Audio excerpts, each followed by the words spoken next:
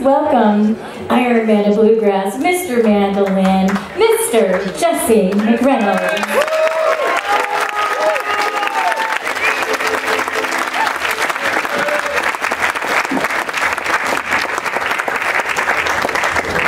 All right, well, Jesse, we are honored to have you here. And folks, the old adage is you don't know where you're going until you know where you've been.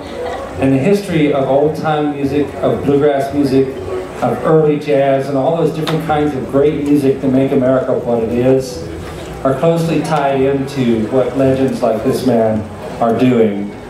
And I want to start asking some questions about his family background and some very important things.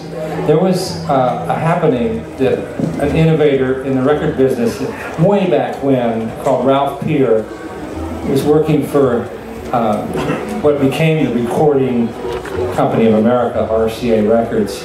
But he went down south and found out that there was a market for this old-time music coming out of the hills, and he put out ads for people to come in to Bristol, Tennessee, and audition for sessions.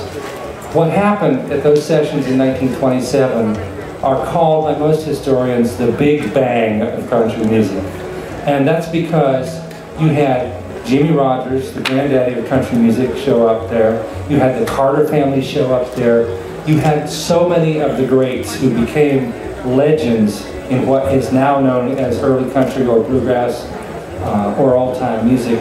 And amongst those people was somebody very important to you, I would say. Jesse's grandfather played with an outfit. Was that the Bull Mountain Moonshiners? Yeah. Did they ever get caught?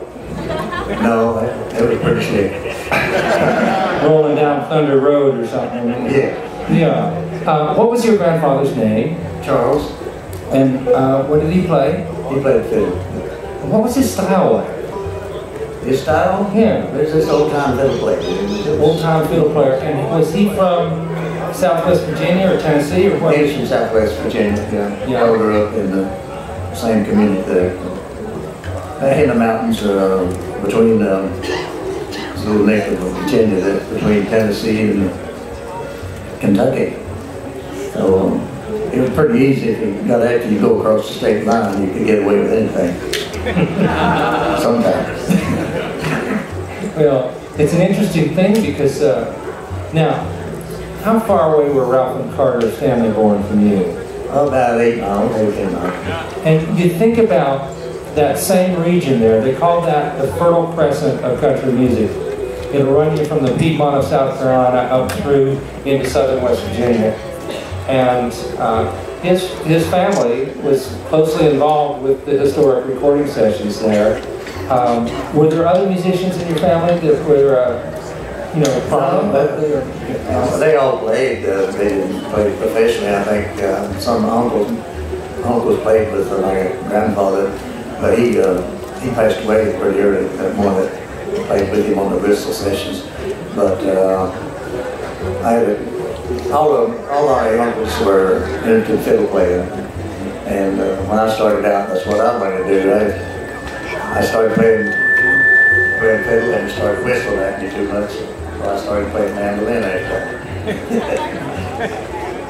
Speaking of the mandolin, now a big step in this man's musical world that made a change in the way we think and feel about what we now call bluegrass music was when Jim and Jesse, the McReynolds brothers, got together.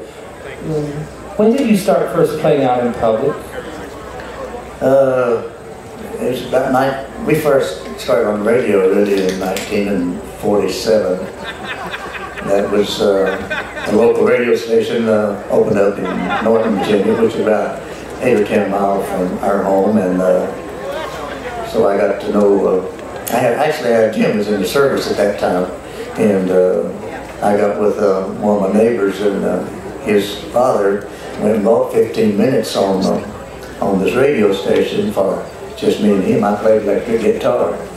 He had to furnish the guitar for me. I couldn't afford one, but I started out playing electric guitar with him, and we had just 2 people and did a 15-minute radio show every day, sponsored by his little restaurant, We called them beer joints back then.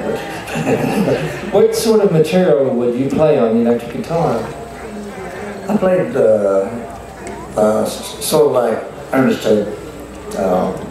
Leon Rhodes and that sort of thing. Not Leon, it was for Leon. What was the early one?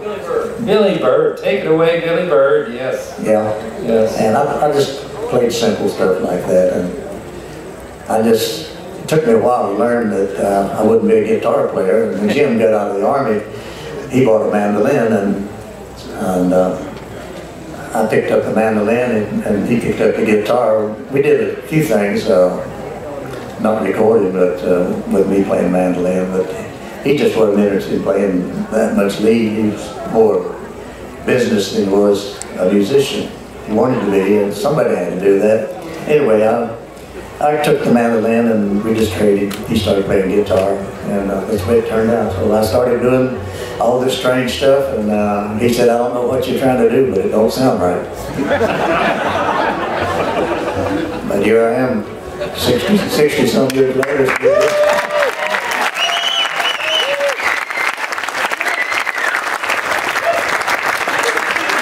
If you talk to the various mandolin players in the bluegrass world or beyond it, you talk to someone like Ronnie McCurry, who is as good a player as you're ever going to hear anywhere. And he says to me things like, "Oh, Jesse, he's a hoss, he's a monster." That man is constantly practicing, constantly pushing himself with new ideas, and just doesn't quit with them. There's so many new ideas, and Jim probably got tired of them, didn't he? But all the things that Jim and Jesse managed to accomplish, and some of the great musicians that they had in their band over the years. For example, there was a country singer who got famous, but before he got famous, he played fiddle in your band. You know who I'm talking about? Yeah. That would be Sonny James. Yes. And great players like Bobby Thompson played the banjo with them. Vassar Clements played the fiddle with them. Later on, Jimmy Buchanan. There's, Buddy Griffin played with them. There are all kinds of great musicians over the years that helped define what we now call bluegrass music.